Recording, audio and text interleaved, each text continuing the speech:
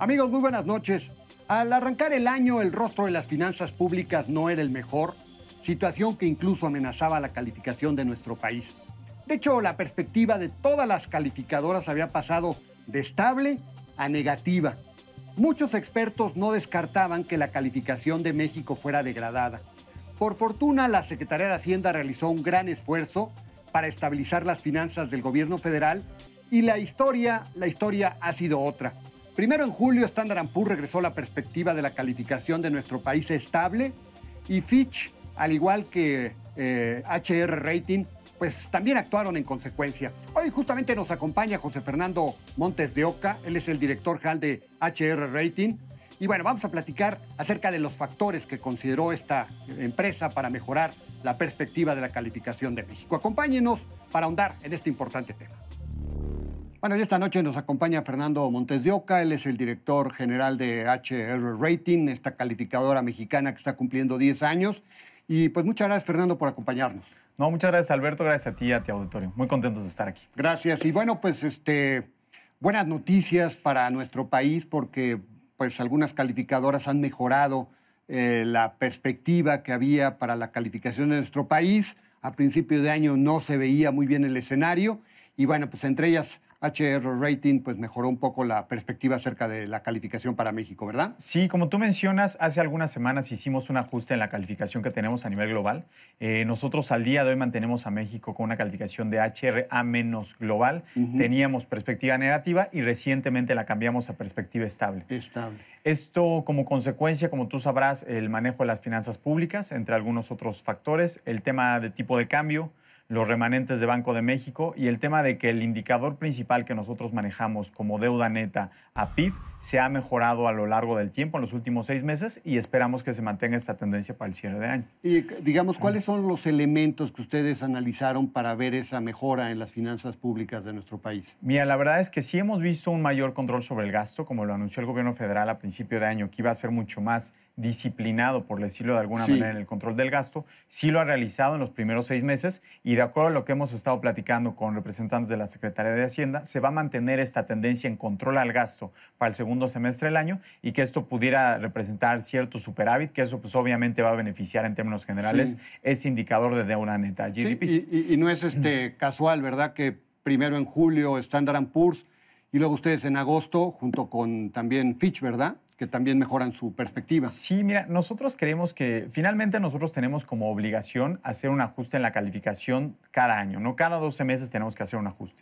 Sin embargo, desde el punto de vista de seguimiento, no solamente la deuda soberana, sino todas las calificaciones tienen un seguimiento muy disciplinado, en algunos casos de hasta mes con mes, en donde internamente se hacen comités de análisis de seguimiento, revisamos cómo se mantienen las cifras que nosotros proyectamos contra lo que contra lo que observamos. Entonces, bajo este principio, nosotros vimos que la tendencia de la deuda neta a PIB la habíamos proyectado el año pasado en niveles alrededor del 50% para el cierre del 2017.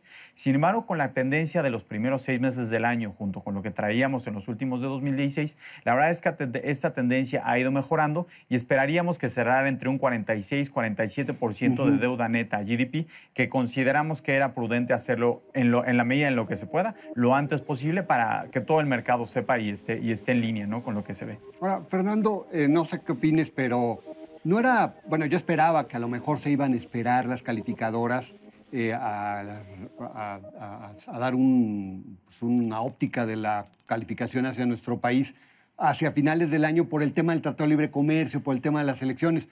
¿Por qué se adelantan un poco cuando están estas dos variables tan importantes? Claro. Mira, sin duda, específicamente para el tema electoral, sin duda es un elemento que nosotros observamos con cierta incertidumbre y obviamente esperando primero a ver cuáles son los candidatos y segundo, cuáles son las propuestas que son sobre la mesa. Entonces, la verdad, el tema financiero o el tema de los ahorros que ha tenido el gobierno federal con el control bajo este ahorro, sí creímos que era lo suficientemente importante o lo suficientemente impactante para hacer un ajuste en la calificación de manera inmediata. Obviamente nosotros le damos seguimiento a esto, tanto el tema político como el tema de negociaciones, que podría tener un impacto o no. Sin embargo, como bien lo has visto y se observa, pues no es, los cambios en tratados no son de la noche a la mañana. Sí. No, una vez que se cambian, todavía tienen un periodo Mucho en el que tiempo, se van a ¿verdad? aplicar. Claro. Entonces, no nos gustaba o no queríamos esperarnos hasta que se viera mayor sobre este Claro, elemento, tiene razón. si el elemento financiero ya estaba sobre la mesa. Eso fue básicamente. Sí, tiene razón, factor. porque al final de cuentas, pues aunque termines la negociación en este año o principios del 2018, de todas formas los ajustes se verán en el tiempo y entonces tampoco te tienes que precipitar. Ahora, el tema electoral, ese sí podría modificar la calificación para el transcurso del 2018, eso sí, ¿no, verdad? Yo Mira, creo que sí, ¿no? no me gustaría decir que la podría modificar, porque finalmente son muchos ¿Para bien o elementos para mal? los que están detrás. Sin embargo, sí se toma en consideración.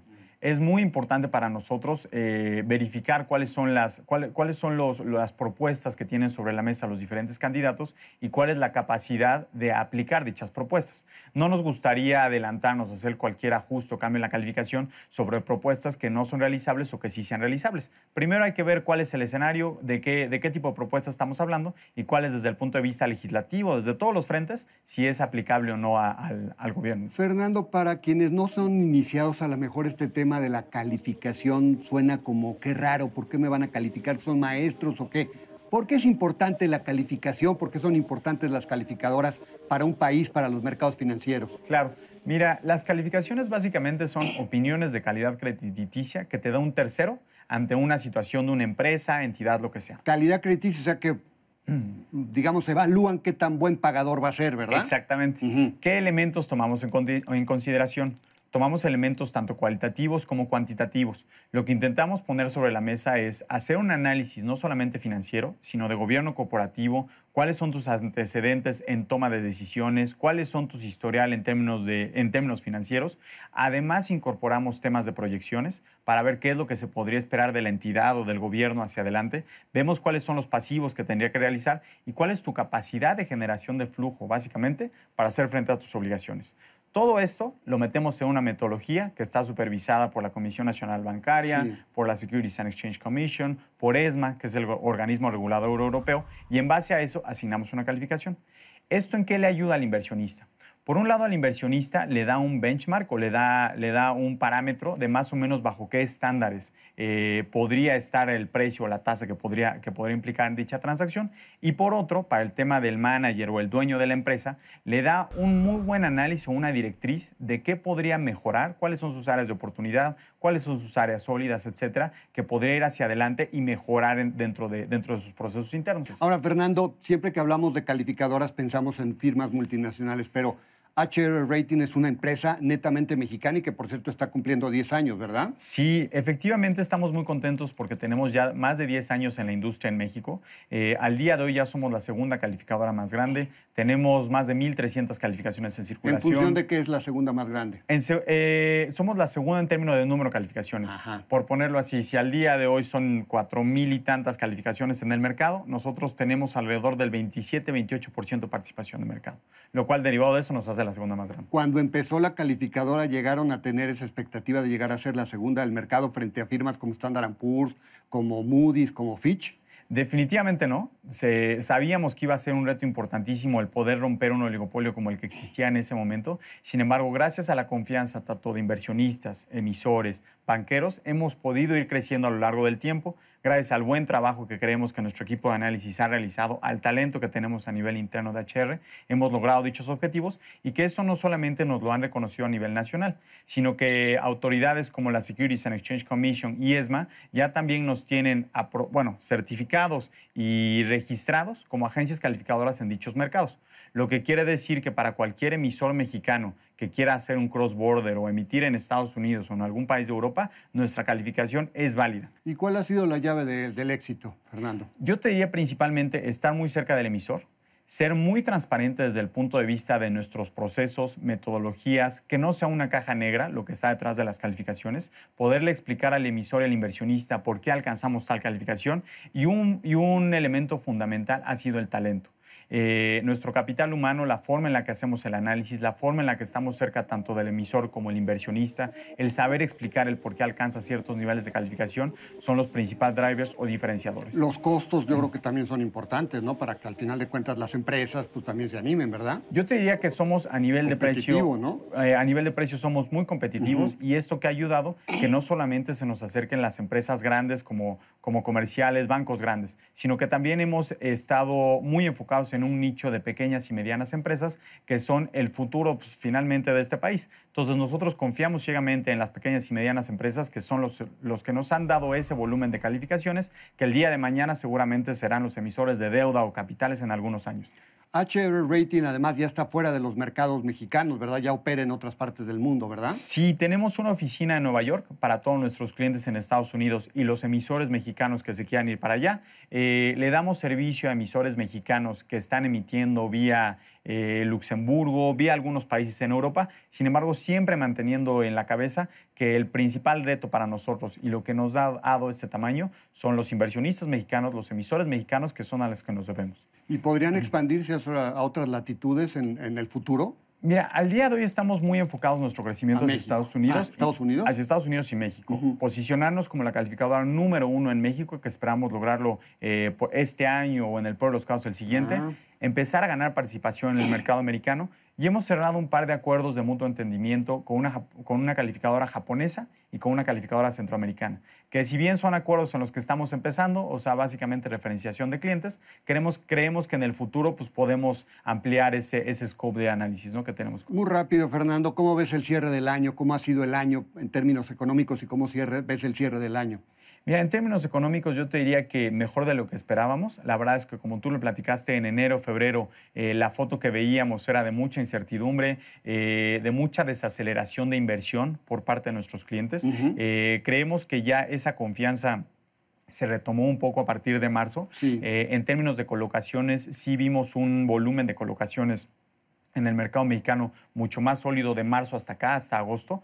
Para el cierre de año y derivado de la posible incertidumbre que se podría generar para las elecciones 2018, creemos que el mercado de valores se debería de acelerar en términos de número de emisiones, por lo que creemos que sí vamos a estar muy activos en el segundo semestre del año y eso lo veremos, esperemos todos en el bolsillo. ¿Y 2018, muy rápido?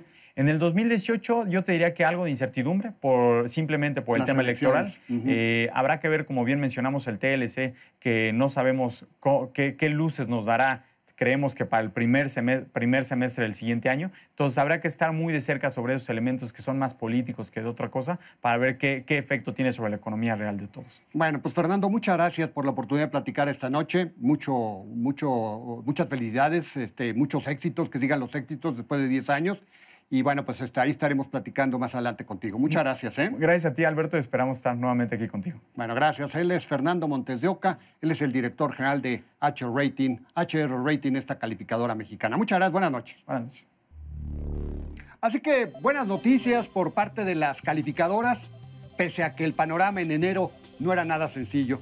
Todavía hay amenazas importantes con el derrotero de las negociaciones del Tratado de Libre Comercio de Norteamérica y pues las próximas elecciones del 2018. Como quiera, HR Rating, que cumple su 10º aniversario, visualiza una mayor disciplina y una tendencia a disminuir del endeudamiento gubernamental, la mejor medicina preventiva para lo que está por venir. Lo invito a la próxima semana aquí y a la misma hora con más nombres. Hasta entonces.